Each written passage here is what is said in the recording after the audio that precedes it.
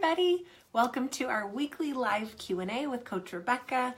I am here as usual on Tuesdays at 4:30 on the Complete Performance Coaching Facebook page to answer questions from members of the Perform Happy community. And just a little background on me, if you are new to this gig, I'm Rebecca Smith. I am the founder and director of Complete Performance Coaching. We are a team of highly skilled sports psychology experts who specialize in helping athletes, especially younger athletes, overcome things like fear, mental blocks, lack of confidence, self-doubt, build that confidence, get out of the fear, and unlock peak performance, which is, obviously what you want to see for your kids if you're a parent, what you want to see for your athletes if you're a coach, and what you want to experience if you're an athlete. You want to be able to go out there on competition day and be the best version of yourself possible. And that is what we do through really fun, simple exercises, either through one-on-one coaching or in the community, which is the Complete Online Mental Toughness Training Center, where you can join in with other athletes who are going through our automated programs, doing virtual coaching with us in the forums, joining in for our live training sessions. There's like a little bit of something for everybody. There's parent coaching. So join us. It's at performhappy.com. Okay, now this week's member question is for gymnasts and cheer tumblers. So it's about tumbling, but don't worry, I'm going to relate it to a bunch of other sports because fear is fear, man. And you guys hear me talk a lot about it because a lot of people are affected by it. So it's like my personal mission to overcome fear for you guys. It's something I've had to do in my personal life and something that I'm really passionate about. So here's our question. This mom asks, can you address for our gymnasts / cheer tumblers why for some kiddos with a mental block, it's a tumbling surface issue? My kid can do all her tumbling on the trampoline or tumble track or do back handsprings on a bed, but will not do any of it on a spring floor. Need advice. Okay, so it's an environmental thing. And when you think about fear and what actually creates the phenomenon of a mental block, it's your brain having a reaction to something. So it's essentially a phobia that gets created in athletes when there's a certain skill that you've done before, you've done it safely, you've done it proficiently, you maybe haven't even had a fall or any reason necessarily to lose confidence on this skill, but this automatic skill that you used to have is for some reason not working. Okay, then these kids start to get them back on the tumble track, on the trampoline, maybe even in the backyard with their mom, or I've seen, so many different scenarios where the kid can do it with mom on a mat in the backyard, but cannot do it on a mat with a coach in the gym, or can do it on a trampoline, but not on this type of trampoline, only that type of trampoline, can only do it over here, but not over there. And people are like, why she's doing it? She's done it before. Why can't she just transfer that to this other surface? And the reason is because the brain, for whatever reason, has become sensitized toward that skill. And it doesn't honestly even matter. A lot of the time, coaches will be like, why are you afraid? Why are you afraid? And the kid's like, I don't know. It just won't work. It's just not happening. And it's not a rational thing that's happening. It's that the brain goes, one of two reasons why the brain stops the body from going. Either the brain senses the potential for pain or injury, or there's just too much unknown. And if there's too much unknown, the brain is going to make the safe choice and go, sorry, I don't trust this, so I'm going to stop. I'm going to cut circuit to the body. You can't go. Okay, so maybe if you're on a big squishy bed, your brain is like, chance of pain and injury low. We've done this. Okay, I'll allow it. Or you go on a trampoline, same thing, where it's like, okay, the issue here is that there's, got not enough power, so you might land on your head, but on a trampoline, you got enough power, I'll allow it. And so your brain allows certain surfaces, but not others. And this happens with other sports with environments where, for example, a baseball player might be, solid, cannot miss in the backyard playing with his brother. But then he goes up against a team of of guys that he goes to high school with, or guys his age, and all of a sudden he chokes and he can't hit the ball and everything gets messed up. Or then he's playing against a team full of guys that should be way better than him and he does fine. There's this like certain weird mismatch of like, well, why not there? And it comes back to threat. You know, your brain feels threatened. It feels unsafe. And in those other situations, it's things like maybe a swimmer who can hit their times every single practice, but then they get into competition and their brain's like, not safe, not safe, not safe. Okay, so these threats, they can be, you know, that fear of pain can be emotional, it can be social, it can be physical. There might be all kinds of different things going on. Figure skaters who they start popping their jumps or not attempting jumps or circling when there's somebody in their peripheral vision, even though they're, you know, 15 feet away, totally safe distance, their brain goes, you know, that doesn't seem safe. So here is how you get through it. So let's say you've identified, okay, this is a sticky spot where for whatever reason, I cannot get my kid to go for this surface or this environment or this with this coach or, you know, any number of interesting and not awesome variables that are inconvenient when you're trying to train. You have to just assume, okay, there's a phobia here.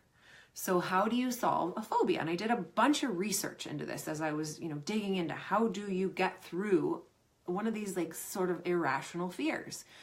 And one analogy that I just love that you guys might have heard from me before is when people get, when they're working through a fear of elevators. Let's say somebody has a big phobia of elevators. Yeah, elevators are kind of sketchy if you think about it. Like you're getting closed in a box and put through a weird tunnel in a building and then hopefully let out by something that's totally out of your control. So I could see, you know, I don't personally have a phobia, but you know, for those of you guys who don't have phobias of elevators, you can see like, yeah, okay, I could see why that would be scary.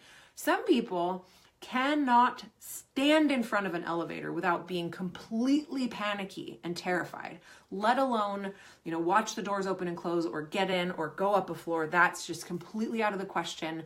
And, you know, same with like airplanes. Some people will not set foot on an airplane.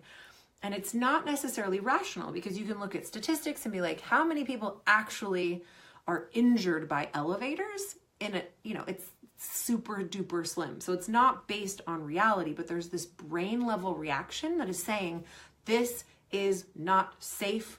We're not doing it. And then your whole body goes into total alarm bells. Like, do not go in there. You may not go in there. Okay. So how do you solve it? Well, you would it's through a process called systematic desensitization, which is the foundation of all of my fear, you know, overcoming fear work.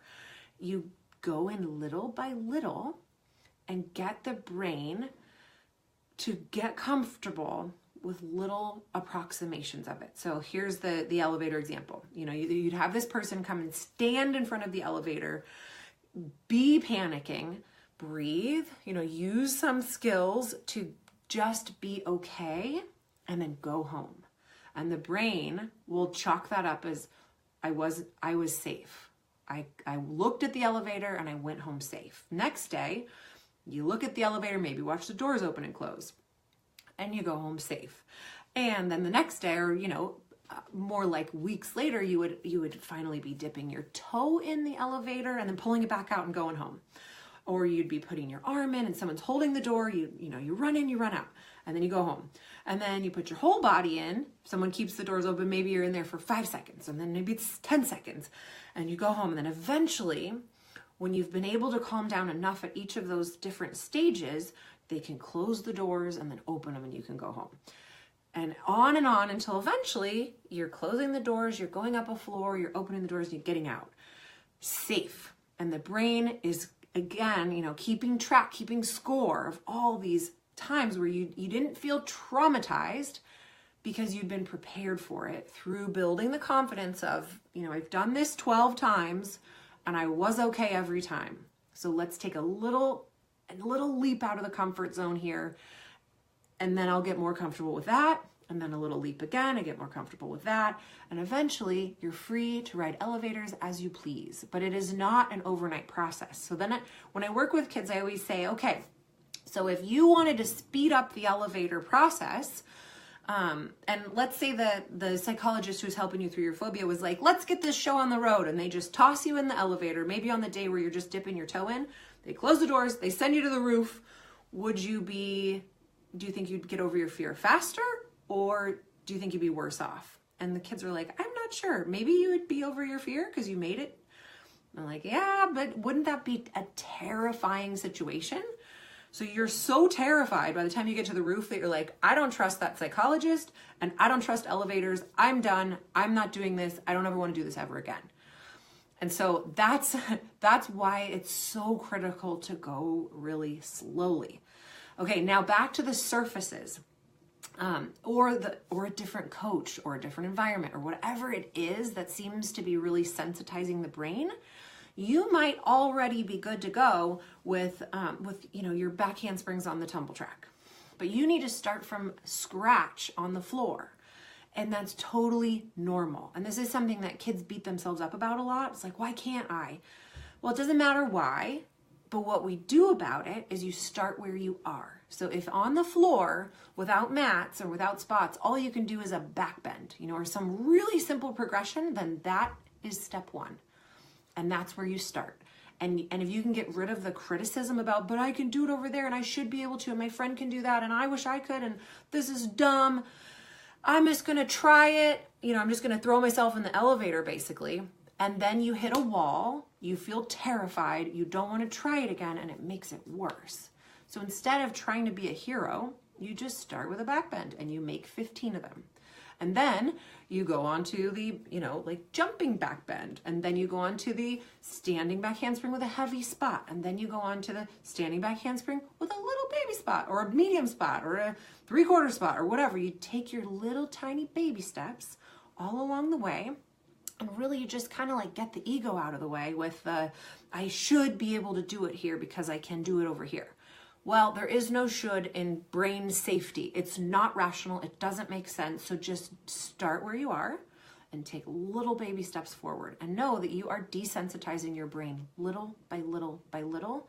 And you don't want to shock it, because then you're back at the beginning, back at square one. And that's why a lot of people are like yo-yoing back and forth.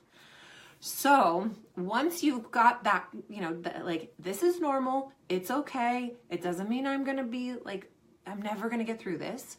It just means I have to start at a different place here than with others. Certain coaches, you might have to start at a different place than with other coaches who you feel safer with. And that might be on a physical level. It might be on an emotional level. Don't judge it. Just go with it. Your brain is in charge, so you got to listen to it. So now in the community, there's this overcoming fear course, and I walk you through that step by step by step, exactly how to build your plan, exactly how other people have structured theirs. And then of course the perk with being a member is that you can reach out to me and say, my goal for this week is, 5 standing back bends with a coach, blah, blah, blah, whatever it is. And then the next week you check in and you go, I did it, or I didn't do it. And then what I can help you do is kind of massage your plan and figure out, oh, look, you tried to go way too fast in the elevator. And almost always that's what I'm doing, is saying slow down, slow down, slow down. And all the coaches are like, speed up, speed up, speed up. And the kids are like, let me get this show on the road. And then I'm in the background, usually with mom, because mom's been hanging out in the Facebook group, watching the kids who are successful go really slowly. And we're like, slow down, slow down. And don't worry that you're on the surface and you're having trouble. It's there's so many people in that same position. So just let go of the should and the where you want to be or where you think you should be, and just make little steps every day. And don't avoid it because it's scary. Don't think well, I'm just going to stay on tumble track. No, go to the step where you can get started on the floor and then go from there. All right. And one other thing I love to share is that Olympian Samantha Pezic, she was an Olympian in 2008. And I heard a story that she actually needed a warm-up spot on bars all the way up until the Olympics, that she had fears on bars where she needed her coach to be there guiding her through her warm-up so that her brain could kind of chill out and then she could go for it. And obviously she's had great success. So if you're the kind of person who just needs a warm-up spot, just needs to start on the trampoline and then move, that's okay. And don't think that you're going to need to like get over that, or, you know, coaches who are really diehard about like, you got to do it without a spot on the first one, otherwise you can't compete this weekend. Just give them a spot. Just give them a warm-up spot and let their brain simmer, get comfortable, get, you know, rack up a success, and then they'll do it without you. But, you know, a lot of this like hard line, like we don't spot, I can't get behind, because I've seen so much success from just like a little bit of help here and there. So, all right, anybody who has other questions, you can email me, Rebecca@performhappy.com. I'll try to get to them. Of course, I always prioritize members of the community. If you want to join us, come on over today, performhappy.com, and we'd love to have you. Thanks for joining me. I'll see you soon. Bye.